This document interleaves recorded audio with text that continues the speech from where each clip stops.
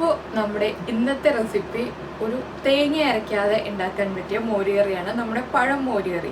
പഴം പുളിശ്ശേരി അല്ല കേട്ടോ, അത് ആദ്യമേ തന്നെ പറയാം. നമ്മൾ പുളിശ്ശേരി ഉണ്ടാക്കുന്നത് ഇതുപോലെയല്ല, കുറച്ച് വ്യത്യാസമുണ്ട്. കുറച്ചുകൂടി ടേസ്റ്റ് പുളിശ്ശേരിക്കാണ്. പക്ഷെ ബാച്ചിലേഴ്സിനാണെങ്കിലും ജോലിക്ക് പോകുന്ന ആളുകൾക്കാണെങ്കിലും ഏറ്റവും എളുപ്പത്തിൽ ഇപ്പോൾ രാവിലെ എഴുന്നേൽക്കുമ്പോൾ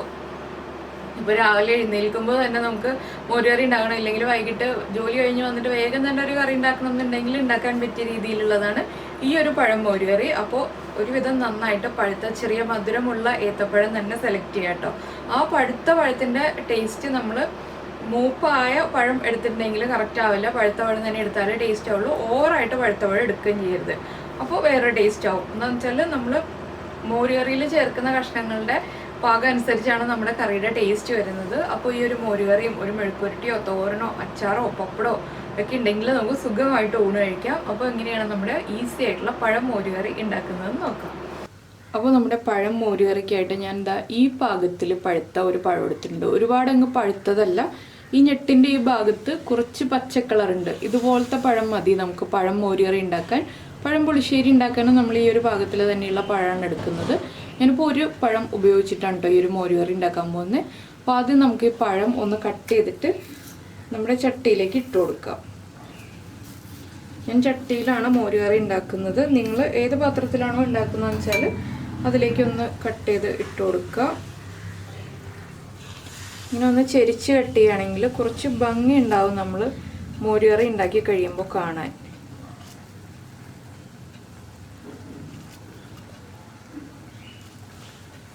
എൻ്റെ ഒരു ഫേവറേറ്റ് കറിയാണ് കേട്ടോ ഈ ഒരു പഴം മോരുകറി. ഈ ഒരു മോരുകറിയും ഒരു മെഴുക്കുരട്ടി ഉണ്ടെങ്കിൽ അല്ലെങ്കിൽ ഒരു പപ്പടം ഉണ്ടെങ്കിൽ നമുക്ക് സുഖമായിട്ട് ഊണ് കഴിക്കാം. തേങ്ങ ചേർക്കാത്തതുകൊണ്ട് അത്രയും സമയവും എടുക്കില്ല നമുക്ക് കറി ഉണ്ടാക്കാൻ. ഇപ്പോൾ ഇതാ പഴം മുഴുവൻ നമ്മൾ കട്ട് ചെയ്ത് കഴിഞ്ഞു. ഇതിലേക്ക് 2 or 3 പച്ചമുളക് ചേർക്കാം. ഞാനിപ്പോൾ ഒരു 3 പച്ചമുളകാണ് ചേർക്കുന്നത്. അതുപോലെ തന്നെ 1/2 ടീസ്പൂൺ മുതൽ 3/4 ടീസ്പൂൺ വരെ മഞ്ഞൾപ്പൊടി ചേർക്കാം. മോരുകറി ആകുമ്പോൾ കുറച്ച് മഞ്ഞൾപ്പൊടി കൂടുതൽ ചേർക്കുന്നതാണ് കറി കാണാൻ ഭംഗി ഉണ്ടാവുള്ളൂ. പിന്നെ ഞാൻ എടുക്കുന്നത് കാശ്മീരി ചില്ലി പൗഡറാണ് 1/2 ടീസ്പൂൺ. പഴത്തിന് ആവശ്യമായിട്ടുള്ള ഉപ്പും നമ്മുടെ മോര് ചേർക്കുമ്പോൾ ആവശ്യമായിട്ടുള്ള ഉപ്പും കൂടി ചേർക്കാം. ഒരു 2 തണ്ട് കറിവേപ്പില.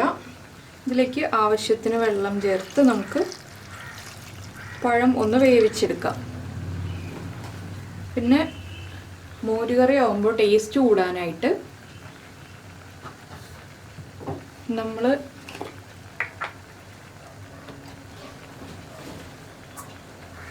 ഒന്നുകിൽ ജീരകം പൊടിച്ച് വെച്ചിട്ടുണ്ടെങ്കിൽ കുറച്ച് ജീരകപ്പൊടി ചേർക്കാം, ഇല്ലെങ്കിൽ കുറച്ച് ജീരകം ഒന്ന് പൊടിച്ചെടുക്കാം കേട്ടോ. ഇത് ചേർത്താലാണ് മോരുകറി പെർഫെക്റ്റ് ആവുക.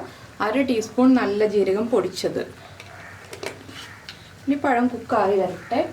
അപ്പോൾ നമ്മുടെ പഴം ഇതാ നന്നായിട്ട് വെന്ത് വന്നിട്ടുണ്ട്. ഇത്രയും മതി. അപ്പോൾ ഞാൻ കുറച്ച് ലൂസായിട്ടുള്ളൊരു മോരുകറിയാണ് ഉണ്ടാക്കുന്നത്. അതുകൊണ്ട് നന്നായിട്ട് വറ്റിച്ചെടുക്കുന്നില്ല കേട്ടോ. പഴം പുളിശ്ശേരിക്ക് വറ്റിക്കുന്ന പോലെ വറ്റിക്കുന്നില്ല.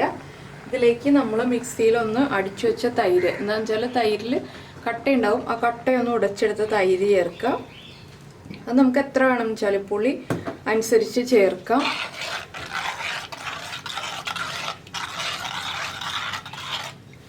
ചെറിയ ക്വാണ്ടിറ്റി ഉണ്ടാക്കുന്നതുകൊണ്ട് ഞാൻ ഇത്രയും തൈര് ചേർക്കുന്നുള്ളൂ. ഇതൊന്ന് ചൂടായി വരണം. നന്നായിട്ടൊന്ന് ആവി വരുന്നത് വരെ ഒന്ന് ഇളക്കി കൊടുക്കണം.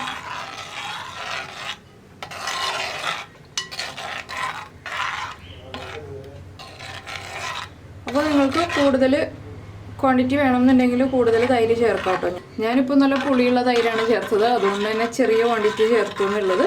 ഒരു 250 ml, അതായത് ഒരു പാക്കറ്റിൻ്റെ പകുതി പാക്കറ്റ് തൈര് ചേർത്തിട്ടുണ്ട്. ഇനി നമുക്ക് ഉപ്പൊക്കെ ഒന്ന് ചെക്ക് ചെയ്യാം. ഇത് ആവി വന്നു തുടങ്ങി. ഫ്ലെയിം ഓഫ് ചെയ്യാം. ഇതിലേക്ക് വറവും ചേർക്കാം.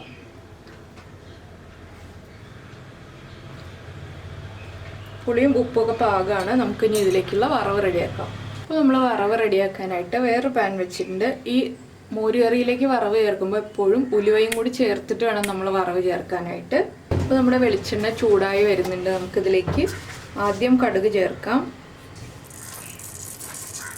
അപ്പോൾ നമ്മുടെ കടുക് ഇപ്പോൾ പൊട്ടിക്കൊണ്ടിരിക്കുന്നുണ്ട്. നമുക്കിതിലേക്കൊരു 8-10 ഉലുവ ചേർക്കാം. ഉലുവയും കൂടി പൊട്ടി വരട്ടെ. പിന്നെ മോരുകറിയൊക്കെ ഉണ്ടാക്കുമ്പോൾ എപ്പോഴും കടുക് കുറച്ച് കൂടുതൽ ചേർക്കുക. അതുപോലെ വറ്റൽമുളക് 2 എണ്ണം എന്നുള്ളത് ഒരു 4 എണ്ണമൊക്കെ ചേർക്കുകയാണെങ്കിൽ നമ്മുടെ മോരുകറി കാണാൻ നല്ല ഭംഗി ഉണ്ടാവും. കഴിക്കുമ്പോൾ ആ ഭംഗിയുടേതായിട്ടുള്ള ടേസ്റ്റും ഉണ്ടാവും കേട്ടോ. അപ്പം ഞാനൊരു 4 വറ്റൽമുളക് എടുത്തിട്ടുണ്ട്. പിന്നെ ഇത് നമുക്ക് തേങ്ങ അരച്ച് വെക്കണമെന്നുണ്ടെങ്കിൽ തേങ്ങ അരച്ച് വെക്കാവുന്ന കറിയാണ് കേട്ടോ, പുളിശ്ശേരി ആയിട്ട്. ഞാൻ അതിൻ്റെ വീഡിയോ നേരത്തെ ചെയ്തിട്ടുണ്ട്. ഇതിപ്പോൾ എളുപ്പത്തിലൊരു കറിയായിട്ട് നമ്മൾ ചെയ്യുന്നേ ഉള്ളൂ. വറ്റൽമുളകും കൂടി ചേർക്കുക. അതുപോലെ തന്നെ 2-3 തണ്ട് കറിവേപ്പിലയും ചേർക്കുക. ഇതെല്ലാം ചേർത്തൊന്ന് ഇളക്കി മിക്സ് ചെയ്യുക. എൻ്റെ ഒരു മുളക് മുറിഞ്ഞില്ല കേട്ടോ, കുറച്ച് വലിപ്പം കൂടിപ്പോയി മുളകിന്. അപ്പോൾ ഇതുപോലെ മോരുകറി ഉണ്ടാക്കുമ്പോൾ നമ്മൾ മുളക് പൊടി ചേർക്കില്ല കേട്ടോ ഈ വറവിലേക്ക്. പുളിശ്ശേരി ആണെങ്കിലാണ് വറവിലേക്ക് മുളക് പൊടി ചേർത്തിട്ട് കൂടുതൽ ഭംഗിയാക്കുന്നത്. അത് പഴം പുളിശ്ശേരി ഉണ്ടാക്കുമ്പോൾ. ഇനി നമുക്കിത് നമ്മുടെ കറിയിലേക്ക് ചേർക്കാം. അപ്പോൾ ഞാൻ കുറച്ച് മാറ്റി വയ്ക്കും കേട്ടോ, ലാസ്റ്റ് ഒന്ന് ഗാർണിഷ് ചെയ്യാനായിട്ട്.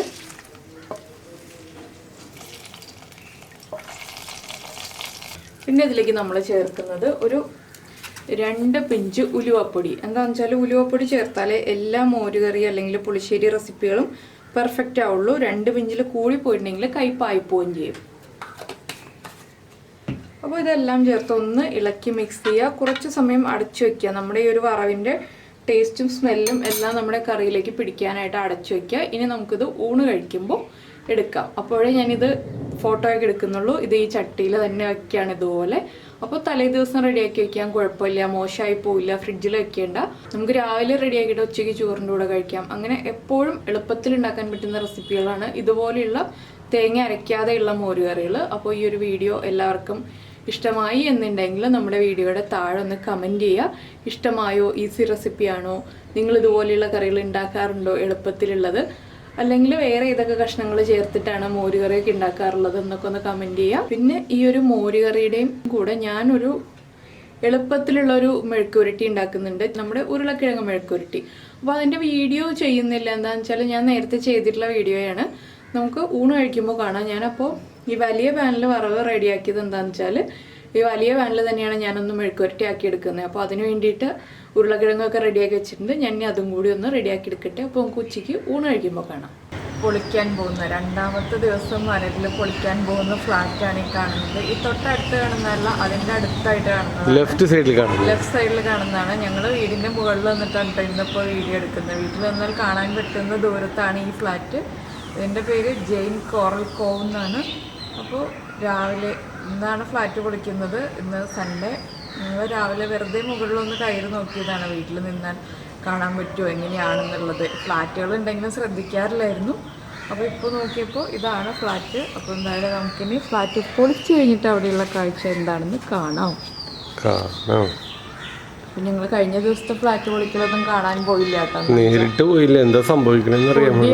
പൊടി അലർജി, ചൂട് ഒക്കെ കാരണം വീട്ടിലിരുന്നിട്ട് തന്നെ എനിക്ക് അലർജി വന്നു. വീട്ടിലിരുന്നിട്ട് ഒരു കോൺക്രീറ്റിന്റെ പൊടി എന്ന് വെച്ചാൽ പൊടിയല്ല, ഒരു സ്മെല്ല്. കോൺക്രീറ്റിൽ ഡ്രില്ല് ചെയ്യുമ്പോഴത്തേക്ക് ഉണ്ടാവണ ഒരു സ്മെല്ല് വന്നു. ആ സ്മെല്ല് വന്നിട്ട് തന്നെ നീത ഇവിടെ ഇരുന്ന് നല്ല ചുമയും അലർജിയുടെ ഗുളികയൊക്കെ കഴിച്ചിട്ടാണ് ഞാൻ. അലർജിയുടെ ഗുളിക 2 എണ്ണം കഴിച്ച മൂക്കൊക്കെ ചൊറിയണിരുന്നു. പിന്നെ നേസിൽ സ്പ്രേ ചെയ്തപ്പോഴത്തേക്കാണ് തൊണ്ടേ മൂക്ക് ശരിയായത്. അങ്ങനെ ആകെ പ്രശ്നമായിരുന്നു. അതുകൊണ്ട് കാണാൻ പോയില്ല. ഫ്ലാറ്റ് പൊട്ടിച്ചതിന് ശേഷമുള്ള വ്യൂ ഒന്ന് എടുക്കാന്ന് ഓർത്തിട്ടാണ് വന്നത്. അതെ, ആദ്യം അതിനടുത്തുണ്ടായിരുന്ന ആ ഫ്ലാറ്റ് ഇപ്പോൾ കാണുന്നില്ല.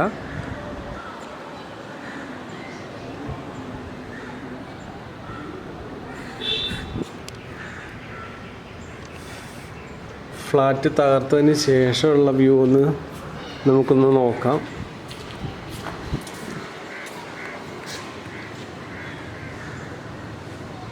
ആദ്യം ആ വലിയ ഫ്ലാറ്റിൻ്റെ ലെഫ്റ്റ് സൈഡിലായിരുന്നു തകർത്ത ഫ്ലാറ്റ് ഉണ്ടായിരുന്നത്. ഇപ്പോൾ ആ ഫ്ലാറ്റ് ആദ്യം ഇരുന്ന ഫ്ലാറ്റിൻ്റെ അപ്പുറമുള്ള വേറൊരു ഫ്ലാറ്റാണ് കാണാൻ കഴിയുന്നത്. മറ്റേ ഫ്ലാറ്റില്ല. ഇവിടെ നിന്ന് നമ്മൾ തകർക്കുന്നത് ഇവിടെ നിന്ന് എടുക്കാമായിരുന്നു. എന്താണെന്ന് വെച്ചാൽ അതിൻ്റെ ടോപ്പ് ഭാഗം മാത്രമേ കുറച്ച് നമുക്ക് കാണാൻ പറ്റുള്ളൂ. അതിൽ നന്നായിട്ട് നമുക്ക് ടി വിയിൽ കാണാമല്ലോ എന്ന് ഓർത്തിട്ട് ടി വിയിൽ കണ്ടുകൊണ്ടിരിക്കുകയായിരുന്നു.